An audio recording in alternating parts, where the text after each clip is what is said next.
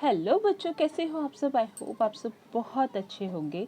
तो आज हम लोग करेंगे 4th स्टैंडर्ड का चैप्टर नंबर 9 एंड यूनिट 2, जो कि अब हमारे सेमेस्टर में आने वाला है। ठीक है, तो ये है चैप्टर नंबर 9। एक छोटा सा आपके लिए एक पोएम है जो है time for everything. Time for everything का मतलब क्या होता है कि समय हमारे लिए सब कुछ है, यानी वक्त अगर आपका है तो समझो सब कुछ आपका है ना। तो आओ मेरे साथ ये पोएम हम लोग लर्न करते हैं। There is a time to run and a time to walk, यानी समय एक ऐसी चीज है कि समय दौड़ता भी है और समय चलता भी है। There is a time for silence and a time for talk, यानी समय कभी कभी आप पर ऐसा भी आता है कि समय चुप भी करवा देता है और बोलने को भी लगाता है। जैसे अब आप बच्चे हो तो मैं आपको बच्चों के एग्जाम्पल के थ्रू बताती हूँ। मान लीजिए अगर आपको स्कूल में टीचर ने कोई क्वेश्चन पूछा है, अगर आपको आंसर आ रहा है तो आप क्या करोगे, अ टाइम फॉर टॉक, यानी आप जल्दी से बता दोगे। लेकिन अगर आपको वो क्वेश्चन का आंसर नहीं आ रहा है, टाइम फॉर साइलेंस, तो आप उस समय क्या हो जाते हो, चुप हो जाते हो। There is a time for work and time for play, यानी आपको समय को इस तरह से मैनेज करना है कि अगर आप समय अपने काम के लिए निकाल रहे हो तो कुछ समय अपने खेलने कूदने पर भी निकालना चाहिए। क्योंकि अगर आप हर समय केवल पढ़ाई पढ़ाई पढ़ाई करोगे तो वो भी आपके लिए बेनिफिट नहीं है, आपके फिजिकल एक्टिविटी के लिए। और मान लो अगर आप सारा दिन खेल रहे हो, मोबाइल देख रहे हो, जो कुछ भी कर रहे हो और आप अपने काम को समय नहीं दे रहे हो, तो एक टाइम ऐसा आएगा कि वो सारा काम, सारा वर्कलोड आप पे ऐसा पड़ेगा कि आप डिस्ट्रॉय हो जाओगे। There is a time to sleep at the close of day, यानी समय पे अपना सारा काम खत्म करो ताकि आप दिन खत्म होते, यानी जैसे ही आपका रात का टाइम आए, बिना किसी टेंशन, बिना किसी झंझट के आप आराम से सो सको। There is a time for everything you do, यानी समय को इस तरह से, टाइम को आप इस तरह से मैनेज करो कि आप अपना पूरा टाइम टू टाइम सारा काम बहुत ही अच्छे तरीके से कर सको। For childrens and for grown ups too, यानी ये टाइम बचपन से हर किसी को अपने में टाइम को एक बराबर से लेने का आदत होना चाहिए, चाहे वो बच्चे हो चाहे वो बूढ़े हो। A time to stand up and time to sit, यानी समय, टाइम में इतनी ताकत होती है कि अगर आप टाइम पे अपना सारा काम, पढ़ाई लिखाई, हर चीज़ अगर आप टाइम टू टाइम करो तो आपको स्कूल में फर्स्ट रैंक भी लाएगा।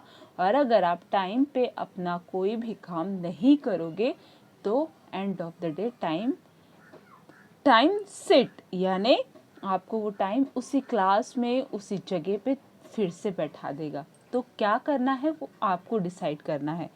But see that the time and actions fit, time किसी के लिए रुकता नहीं है, अपना एक्शन वो करके निकल जाता है। बाकी इसका रिजल्ट क्या निकालना है, टाइम को यूज करके अपना रिजल्ट अच्छा निकालना है या फिर टाइम का मिस यूज करके आपको अपना रिजल्ट बुरा करना है, वो आपके ऊपर डिसाइडेड होता है ना। तो ये चैप्टर से बहुत ही अच्छा लेसन हम लोग को सीखने मिल रहा है, वो है कि हमें टाइम का, हमें अपने समय का किस तरह से उपयोग में लाना है। तो आ जाओ मेरे साथ ये पोएम एक बार हम लोग साथ में रीड करते हैं। मैं आप लोगों को इसका एक मॉरल ऑफ द स्टोरी, आपको यही पोएम है लेकिन मॉरल ऑफ द स्टोरी मैं आपको सिर्फ इतना ही कहूँगी। बच्चों को मैं as a parents, as a teacher, सारे पेरेंट्स को, सारे बच्चों को एक ही चीज़ बोलना चाहूँगी कि टाइम का वैल्यू करो। बच्चे हैं, उन्हें स्टार्टिंग से टाइम का वैल्यू सिखाओ कि हाँ बेटा, आपको ये टाइम पे स्कूल जाना है, ये टाइम पे अपना स्कूल का होमवर्क कंप्लीट करना है, ये टाइम पे आपको आपका पढ़ाई करना है, आपको घर का होमवर्क करना है, अगर आप ट्यूशन्स जाते हो तो ट्यूशन्स का होमवर्क ये टाइम पे कंप्लीट करना है, ये टाइम आपको थोड़ा सा डिवाइड करके अपने खेलने कूदने पर ध्यान देना है, ये टाइम पे आपको खाना है, ये टाइम पे आपको सोना है, ये टाइम पे आपको उठना है, ये टाइम पे आपको थोड़ा सा स्पिरिचुअल पे ध्यान देना है। मतलब हर चीज़ अगर आप अपने बच्चों को एक मैनेज तरीके से सिखाओगे तो बच्चे सीख लेंगे। लेकिन अगर आप वही वो चीज़ें उन्हें मैनेज करना नहीं सिखाओगे तो वो बहुत ही इनरिस्पॉन्सिबल हो जाएंगे। हम ये सोचते हैं कि बच्चे थोड़े बड़े हो जाए, 7th 8th 9th स्टैंडर्ड में चले जाए तो उन्हें हम टाइम की वैल्यू बताएंगे, उन्हें टाइम टू टाइम क्या करना है क्या नहीं करना है वो सिखाएंगे। लेकिन ये गलत होता है, तब तक बच्चों का माइंडसेट बहुत अलग हो जाता है। अगर आप अपने बच्चों को टाइम का वैल्यू सिखाना चाहते हो तो उन्हें बचपन से यानी 1st 2nd स्टैंडर्ड से उन्हें टाइम की वैल्यू, टाइम पे कौन से टाइम पे क्या करना है ना, उन्हें सारी चीज़ें बताना शुरू कर दीजिए। ये हमारे बच्चों के फ्यूचर के लिए बहुत अच्छा होता है। तो आ जाओ मेरे साथ ये पोएम एक बार हम लोग फिर से लर्न करते हैं। There is a time to run and a time to walk. There is a time for silence and time for talk. There is a time for work and a time for play. There is a time for sleep at the close of day. There is a time for everything you do, for children and for grown-ups too. A time to stand up and a time to sit. But see that the time and actions fit. So, हम आते हैं इसके question answers की तरफ। यहाँ पर है answer the following questions. Okay, तो यहाँ पर हमें answer the following questions complete करना है। जैसे पहला क्वेश्चन हमें पूछ रहा है when he is it sorry it's the time for sleep, यानी हमें टाइम फॉर स्लीप, तो यहाँ पे पहला आंसर है it is time to sleep at the close of day. हमें रात कब सोना चाहिए, तो हमें it is time to sleep at the close of day. तो फर्स्ट आंसर हमारा यहाँ से लेकर यहाँ तक है।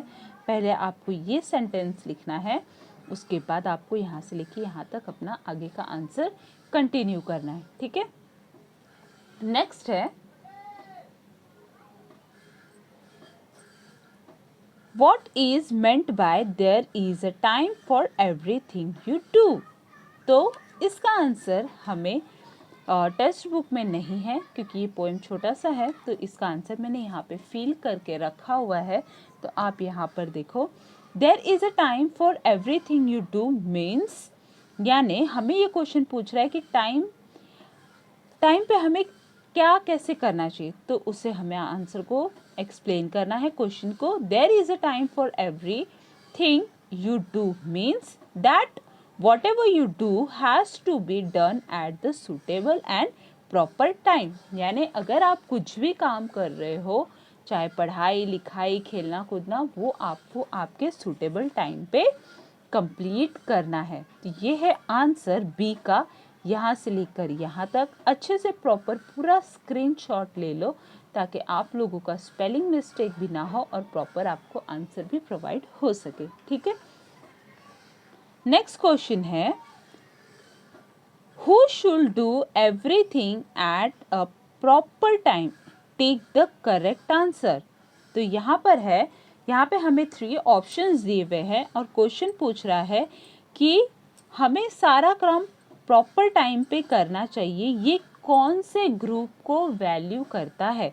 जैसे क्या बच्चों को ही सारा काम टाइम पे करना चाहिए, या फिर ग्रोन अप्स यानी जो बड़े होते हैं उन पर, या फिर दोनों पर।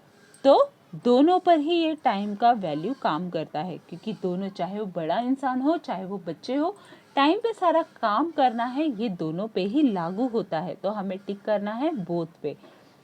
ठीक है, सेकेंड क्वेश्चन है one line in the poem content is message in short write down that line। तो हमारा सेकंड आंसर इसी में है, यहाँ से लेकर यहाँ तक फर्स्ट आंसर के नीचे ही there is a time for everything you do, अपने समय में आप सब कुछ कर सकते हो। थर्ड है in the poem time means suitable a proper time for doing correct think match the occasion in A with the content on B। तो यहाँ पे हमें 4 ऑप्शंस है, 4 क्वेश्चंस पूछे हैं जहाँ पर ये आंसर हमारा ऑलरेडी लिखा हुआ है। तो कौन सी सिचुएशन पे कौन सा आंसर सूटेबल होता है वो हमें यहाँ पे बताना है, ठीक है। तो जैसे पहला क्या पूछ रहा है, when you have to catch your opinions in the games of tag, यानी अगर आपके सामने आपका कोई कॉम्पिटिटर है तो उस समय आप क्या करोगे। तो उस समय हम करेंगे टाइम टू रन। हमारे जैसे अगर आप रेस लगा रहे हो, रेस लगाते वक्त आपके सामने भी एक कॉम्पिटिटर होता है, तो अगर आपको उससे जीतना है तो आप क्या करोगे, उससे आगे दौड़ने की कोशिश करोगे, है ना। तो फर्स्ट आएगा टाइम टू रन, हम उससे आगे दौड़ने की कोशिश करेंगे। When you are on a crowd street, अगर आप भीड़ भाड़ जगह पर हो तो उस समय आप क्या करोगे। तो सेकंड है टाइम टू वॉक, हम वहाँ से निकलने की कोशिश करेंगे। अगर आप भीड़ भाड़ जगह में फंसे हो तो क्या आप वहाँ पर खड़े हो जाओगे, क्या वहाँ पर शांत से रहोगे या फिर वहाँ से भागोगे। तो हमारा आंसर होगा टाइम टू वॉक, हम वहाँ से चलते बनेंगे, उस भीड़ भाड़ जगह पे नहीं फंसेंगे। When somebody has asked you question, अगर आपसे सामने वाला कोई क्वेश्चन पूछ रहा है तो तब आप क्या करोगे, टाइम टू टॉक, आप उससे उस पूछे हुए सवाल का जवाब दोगे, तो टाइम टू टॉक। फोर्थ है when you are in the library और हॉस्पिटल, अगर आप लाइब्रेरी या हॉस्पिटल में हो तो क्या करते हो। आप लाइब्रेरी में जाते हो तो लोग क्या करते हैं, साइलेंट, प्लीज शांत रहो और पढ़ो। हॉस्पिटल में जाते हो तो डॉक्टर्स या नर्सेज जो होते हैं वो क्या करते हैं, क्या वहाँ आप जाके भांगड़ा करोगे, डांस करोगे, नहीं, वहाँ पे भी आपको साइलेंट ही रहना पड़ता है। तो आंसर हमारा होगा time to be a silent, time to be silent, तो हम चुप रहेंगे। फोर्थ क्वेश्चन है find the meaning of the following using a good dictionary, ठीक है। फर्स्ट है 9 टाइम्स आउट ऑफ 10, तो इसका आंसर यहाँ पर हमारे टेक्स्ट बुक में नहीं है, इसलिए मैंने इसका आंसर यहाँ पर आप लोगों के लिए प्रिपेयर करके रखा हुआ है। जैसे पहला है ऑलमोस्ट ऑलवेज, यानी हमेशा। सेकेंड है not time like the present, तो हमें सेकेंड का आंसर लिखना है set to increase someone to take a action immediately instead of waiting, यानी हमें तुरंत ही एक्शन लेना है, ना कि टाइम गवाते हुए। थर्ड है अ stitch in the time save 9, यानी हमें अपना समय किस तरह से बचाना है। If you short out a problem immediately it means save extra work and later, यानी हमें अपने प्रॉब्लम्स का सलूशन तुरंत निकालना है और तुरंत ही उस पर काम करना है ताकि हमारा समय बच जाए। तो ये था हमारा पूरा आंसर, जो आंसर सिलेबस में नहीं था वो मैंने आंसर यहाँ पर आप लोगों के लिए लिख के रखा हुआ है। प्रॉपर स्क्रीनशॉट ले लो और इसका आंसर आप फिल कर सकते हो। बाकी ये पोएम आपको कैसा लगा मुझे कमेंट बॉक्स में ज़रूर बताना, और ये भी बताना कि आप लोग अपना सारा काम टाइम पे करते हो या नहीं, यस और नो में ज़रूर कमेंट करना। बाकी ये पोएम आपको कैसा लगा है तो प्लीज़ बताना। इस वीडियो को करते हैं हम यहीं पर एंड। चैनल को सब्सक्राइब करो, लाइक करो, शेयर करो। बाय।